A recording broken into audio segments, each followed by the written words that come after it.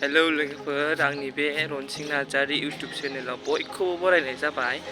आं दायो थांगासिनो अमा बेदर गोदानायाव। अमा माने मागोनि अमा जागोन आरोना, बेयाव थांगोन। ओमफ्राय आंनि भिडिअखौ नोंसोरो मोजां मोनोबा like, share, comment and subscribe खालामदो। आरो बे आंनि फार्स्ट ब्लग आरोना 2023नि। बारा बुंनोबो रोङा, माने केमेरायाव फैबाथाय गिनाय मोनो आरो। आङो थांगासिनो आरोना बे लामाजोंनो अमा गोदानायाव। लोगोआ बेनो आंना लोगोआ।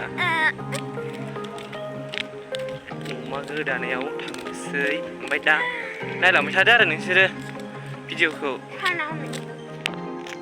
आरो ब्लगथ' बानायनो रोंखाया जाबाय, बेनो फार्स्ट। नायलांबाय थादो। मोनफैबाय आं दा अमा बेदर गोदानायाव। नायलांबाय थादो नोंथांमोना अमा बेदर गोदानायखौ।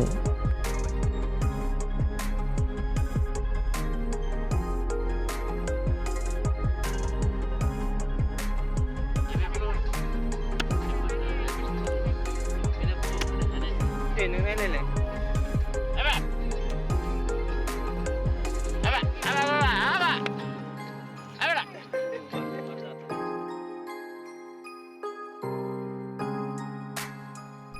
नैबे अमा बेदर हांदों, नायलांबाय थादों अमा बेदर हांनायखौ नोंथांमोना।